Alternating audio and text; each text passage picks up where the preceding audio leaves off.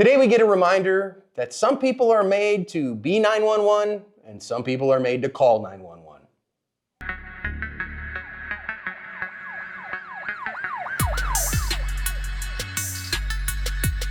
Hi everyone, welcome to today's research-informed defensive lesson here at Active Self-Protection. I hate today's video, but I'm glad to be here with you, and I'm your host, John Correa. I'm your co-host, Mike Williver, and I begged John to let me quit, but he wouldn't let me quit. So we're bringing this video for some reason from Houston, Texas. Magtech is the only Freedom Seed I use on the range. I personally have over 100,000 rounds downrange of Magtech, and it's unbelievably reliable, very accurate, and a great value. Pick some up for your next range trip wherever you shop for range supplies.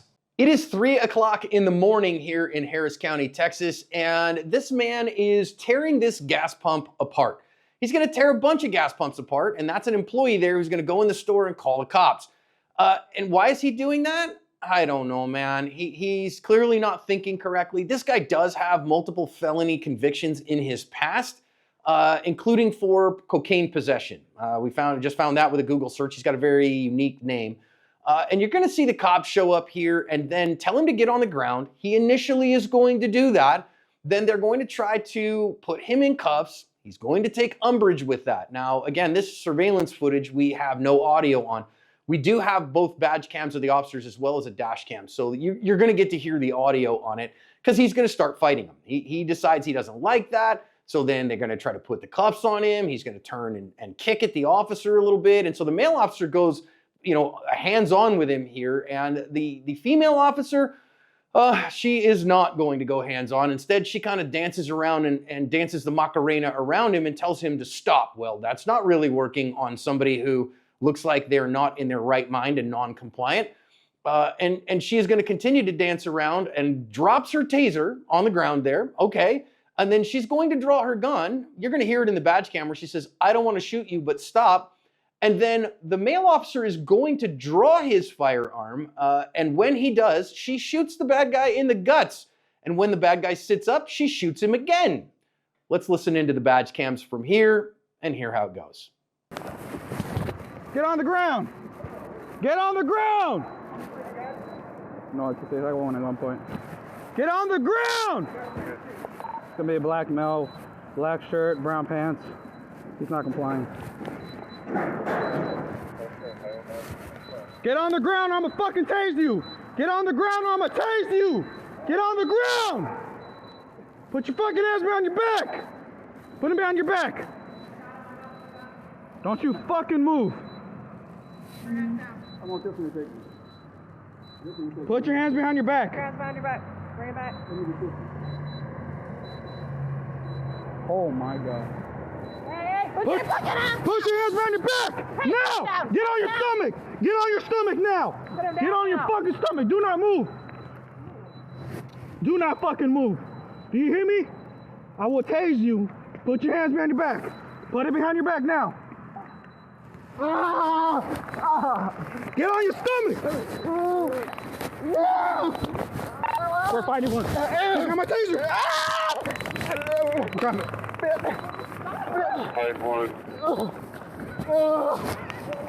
Fuck you, motherfucker! Yeah, fuck you!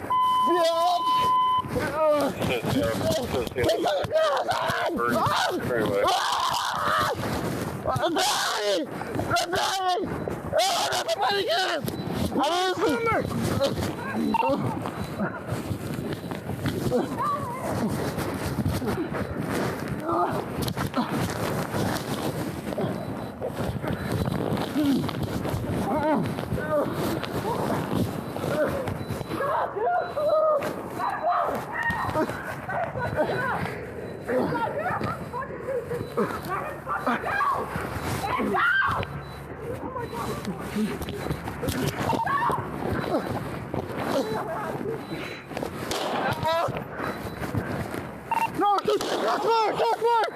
Shots fired! Shots fired, shots fired. I got him, I got him, I got him. Don't fucking move. Keep your hands down. I want this one to take. This one to take. Put your hands behind your back. Put your hands behind your back. Bring it back. Let me get this one. Oh my God. Hey, put your fucking hands down. Hands on your back. Hey, now. put him down. Get Put on him your down. stomach. Get on your stomach now. Put him down Get now. on your fucking stomach. Do not move. Do not fucking move. You hear me? I will tase you. Put your hands behind your back. Put it behind your back now. Get on your stomach. This motherfucker. We're fighting for it. Come on, taser. This motherfucker, stop. Oh, fuck.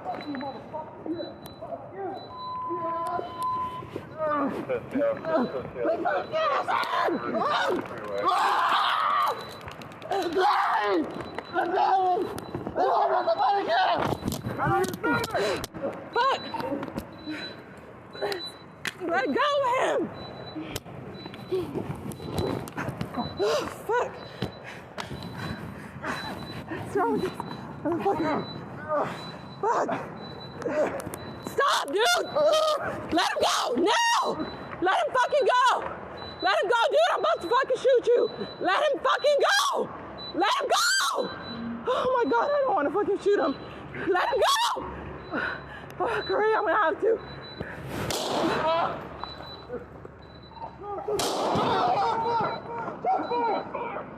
Are you okay? Fired, shot fired. Did I hit you? Sit down. Sit down. Don't fucking move. Don't fucking move. Right there. Right there. Somebody saw it. Right in the head. I need y'all to hurry up.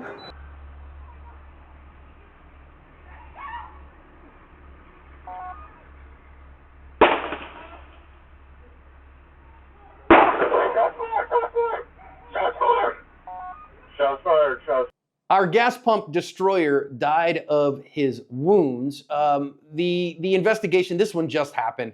So the investigation, I am sure, is ongoing. I'm just going to tip my hand here and say, I don't like this one bit. We'll talk about it in the lessons. Now, I know what the comments are going to be. I know it. People are going to be like, women shouldn't be cops. Well, I'm going to agree with you on this one, that this woman should not be a cop. Yeah, that's exactly it. I was 30 years in law enforcement. I met plenty of useless male cops, so it's not just has nothing to do with it. So why is this guy tearing gas pumps apart? Mike, you don't want to know why people who do crap like this do it, because it won't make any sense to you anyways. This guy's experiencing or exhibiting, he exhibits in this particular incident what we this isn't diagnostic, this is simply a behavioral observational term as delirium with agitation, is that he's not thinking clearly, he's acting crazy, he's all kinds of agitated, and so he's tearing apart gas pumps. And this is the kind of stuff that people with a psychotic break do. And this is what people who are on methamphetamines do. And don't try to understand it. But of course, these cops got to get him into custody. And what I'm struggling with here, Mike, is I don't see anything that rises to the threat of death or great bodily injury that would justify shooting this guy. Right off the bat, I'm gonna be critical of these deputies. Unfortunately, both of them off the bat. First of all, if you look back a few frames, this guy has put himself on the ground. He initially complied. He got on the ground, proned out, face down, put his hands behind his back. If that happens, listen, deputies and officers, troopers, agents watching this, if that happens and you know this guy's going in custody, right? You already know that. He's destroyed the entire the set of pumps here. He's probably going to go to jail. He's at very least going to be detained. If they comply, take them up on it, right? Get in there quickly. Pin that shoulder with your knee, not his neck, but his shoulder with your knee, and get cuffs on. What you don't want to do is pussyfoot around, and definitely never, ever, ever straddle him while you're like bent over at the waist to put cuffs on. That is not a position of advantage for you whatsoever. In fact, you're making the physics of that make you less able to fight with the guy if he decides to fight back with you. So if he gives himself up like that immediately, hey, get in there quick, get that knee down on the shoulder, and get the guy in cuffs immediately. Had they done that, none of the rest of this stuff would have happened, in my opinion, John. Yeah, I think there's bad cuffing technique here. And I'm not going to try to teach you cuffing technique on a YouTube video. So again, go back, get that cuffing technique, make sure that you are doing that correctly, that you get that shoulder pin, that arm pin down, because that would have kept him from rolling over and giving you a hard time. So make sure you're getting that from your cuffing technique teachers, okay? Because as he straddles him here, and then the female officer shows up, puts a cuff on the guy when his hand is way out in front of him. I think better cuffing technique would have gone a long way here. Now, once he starts fighting, I will say our male officer here, you know, I'm not positive at this point if he tossed his taser or if he holstered it, but eventually as this guy decides he wants to fight, our officer is going to be like, all right, you want to fight? He goes hands on. And I give him props for that, actually. When this guy decides he wants to fight, our officer says, all right, if you want to fight, I'm better at you than you are at this. And, you know, he tries to drive stun him here. All right, that's not going to work very well. Piss the guy off. All right, fine. Now his taser goes a skittering and our officer is in the fight and he is smothering this guy. This is an ordinary threat. Yes, there's a little bit of blood out here. I don't think it's the officers. And so, you know, this guy is spitting and kicking and, you know, I think he bit his own lip and okay, man, it's a good ordinary fight. I think the male officer did a good job in that fight. Yeah. Okay. So the former defensive tactics instructor in me is absolutely losing his mind watching this. I'll go back a moment ago again. At one point, she has a cuff on him. She has his left arm and hand behind his back. If she drops down and pins him, at the very least, he's not going to get up. He's now stuck where he's at, and we can now work on getting his right hand behind him and cuffed. That's not what happened. She stood there, John, as I said before, she stood there bent over at the waist. Like that is not an advantageous position to be in. You have no leverage there whatsoever. So as John said, and I will reiterate, when you go to your DT training, whatever it is, every quarter, once a year, whatever it is, take it seriously, ask questions because you can prevent yourself an entire world of hurt and pain and potential civil liability by getting someone into custody quickly and safely. That did not happen here at any point. So I'm definitely frustrated watching this, John. I also want to say here, listen, I don't get to see what this female officer sees. And I know we're just inviting the comment section to tell us why females shouldn't be cops. I will say I don't think this female should be a cop. I don't think this woman does a great job here. When she shoots, she might have seen something different. What I see on the badge cam, though, I see no justification for the use of deadly force whatsoever. I do not see an imminent threat of death or great bodily injury to her or to her partner officer. I don't see any reason that she needed to shoot this guy. Yes, he is committing a felony by assaulting a police officer. That's actually a felony too in Texas, but that doesn't justify the use of deadly force, just assaulting a police officer in Texas. So she could have got in there too. She had every ability to get in there and go hands-on and help him, and instead she kind of dances around and expects him to listen to her when he's clearly not doing that. And then pulls her gun with zero skills. And I think this woman does not belong in a police uniform, Mike. So we've seen other examples of police officers and deputies being bad at their job, pretending police, as I like to say, playing dress up, which is unfortunately what I'm going to say about this female deputy here. Nothing she did was effective or useful.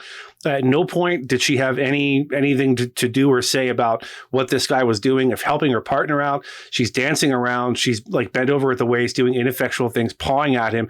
And now this ongoing running narrative about what she's going to do with the gun and speaking out loud, that sounds performative to me, John. I could be wrong. Maybe everyone thinks out loud when they're in the middle of a critical incident, although I've never seen it before. I don't like anything about this. And again, as John said, maybe there's something we missed here. Maybe there's something she sees that we don't see. If so, fine, great. Let's get an angle where we can see that, because nothing I see here, in my opinion, as a 30-year law enforcement veteran, as a former firearms and DT instructor, nothing about what I'm seeing here tells me she's justified to use deadly force on this guy. I know as a non-cop, you might be watching this going, well, oh my gosh, he's resisting, he's fighting. We got to do something. You're right, we got to do something. And that something is being better at our jobs and being able to get someone into custody under very difficult circumstances. And none of those things happen here. And honestly, John, I didn't see a lot of really effective defensive tactics from either one of them. I saw, looks like maybe they're poorly trained. I don't know, but there was a lot of opportunities here to get this guy pinned and in custody. None of them were taken advantage of. What it looks like to me is that our female deputy decided to shoot when the male deputy drew his firearm. You see him right here. He is drawing his firearm. There are plenty of reasons for a cop to draw a gun, though, that are not, I'm going to shoot somebody right now. What we saw from the perp, if you look at the perp right now and you check out all the various cams of the badge cam and the dash cam and the surveillance video, is that our perpetrator actually has both hands up on the shoulders of the officer and he's pushing him away. The officer's hand isn't even like in that guy's mouth, so he's not like biting his fingers off or anything like that. I see nothing here that would rise to the level of a threat of death or great bodily injury. But most likely, in my opinion, as somebody who studies human performance, My guess is she saw the male officer pull his gun and decided, I have to shoot him now because my partner is going to shoot him, so I need to as well. That's not justification to shoot somebody. Plain and simple as that. Again, I don't know. This is brand new. They have not released any investigative affairs, internal affairs reports or anything like that, because I'm guessing they're probably still doing them. And if this female deputy is smart, she has lawyered the heck up and shut the heck up, because quite frankly, what I see on the badge cams here, I don't see any justification for the use of force. I also see really crappy technique here. You notice that she doesn't know how to hold her pistol, and that's a SIG P320. You want to be real careful holding that one. Jokes, just all jokes, friends. But also recognize that she's got no skill in holding the gun. It's darn lucky she didn't shoot her partner. And then when she shoots him the first time after that, well, then the guy rolls over a little bit, and her partner even gets away from him at this point. So she shoots the first one. Partner rolls away. Our guy sits up, but you notice he doesn't have any weapons in his hand. The taser is on the ground there, but he's not even, I can't even say from any of the angles, reaching for it. And he's literally just sitting there. So, the first shot didn't kill him, so he sat up, so I'm gonna shoot him again. Can I articulate an objective, reasonable threat of death or great bodily injury? And you guys know, if you've watched the channel, you know I'm pro law enforcement, but quite frankly, Mike, if I'm sitting the grand jury on this one, I vote for a bill of charges on this one, and that she faces a murder charge here. Yes, I want to reiterate something John said earlier, because I think it bears highlighting, right? When the other officer draws his gun, and maybe she didn't. We don't know. We don't know what she saw exactly, because this, unfortunately, her badge cam is covered by her pork chop mic for half of the video. She sees him draw the gun. Our theory is she saw that and thought, oh no, there's a deadly threat. Now I have to shoot him. That's not how any of this works. As I said once in a really funny insurance commercial, that's not how any of this works. You need to have an independent determination that deadly force is necessary at this moment. And again, that can change moment to moment, second to second. You need to have an independent determination that this person needs to be shot or run over or whatever the case might be, but deadly force is justified because I, with my own two eyes, see a threat. I don't believe she saw a threat. I think she saw her partner draw her gun, as John said, and decided, okay, well, it's go time. Well, no, it's not.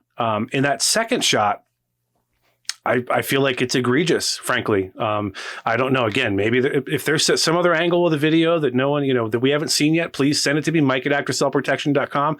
I will look at it, and John will redo this whole video with a retraction. I don't think that video exists, because I don't think that's what happened. I think what happened is she got panicked. She didn't have the skills or the ability to effect an arrest the way she should have initially. And so she panicked, saw her partner draw his gun, shot him, and then shot him again for an even more ponderous reason. The second shot is absolutely egregious in my humble opinion, John. Now, will she face charges? Man, you never know. What kind of case will the district attorney present to a grand jury? Every time there's a homicide in Texas, it has to go to a grand jury. That's the law there in Texas. Will she face charges? Man, I don't know. What kind of case is the prosecutor going to make to the grand jury? We don't get to see, because grand jury proceedings are behind closed doors. And man, I've seen grand juries at times go, nah, that guy needed killing. He put the quarter in the jukebox, so he gets to dance to the tune, and not indict people that I really think they should have. We had a case in Lubbock, Texas, that I think was pretty egregious, that the grand jury failed to indict him. And I've seen that, and they give great deference to law enforcement officers, but this ain't it. This is not it. And I hope you guys understand, as a general rule, we are pro law enforcement at Active Self Protection, but we are not pro bad behavior by cops. And being accountable for our actions is important. And when it's something that's egregious as this, that again, the first shot was, I don't think, justifiable. The second shot, I think, was egregiously unjustified. Just really terribly unjustified, because there was zero threat of death or great bodily injury in that moment when she fired that round, and in that half second to a second beforehand. So I just don't see it. I think that this woman is literally pretending to be police. She is not doing the job and doing well. And Mike, I just think we need to do better than this. Yeah, I'm going to say one last thing here. The reason that we're pro law enforcement is because there are literally millions of interactions between American law enforcement and the public every day. And they don't make the news, and they don't make our channel, because they were handled effectively and professionally by those officers. So we tend to be pro law enforcement. However, that doesn't mean that we just make excuses, right? What I saw here was really bad training, not a great attitude on the part of these two. fairly ineffectual tactics. At the end of the day, to engender more trust that's been eroded recently, to engender more trust in law enforcement, we got to do better. We need better training. We need, frankly, better people in some cases that are actually there to do the job for the right reasons, to cover everyone's ass.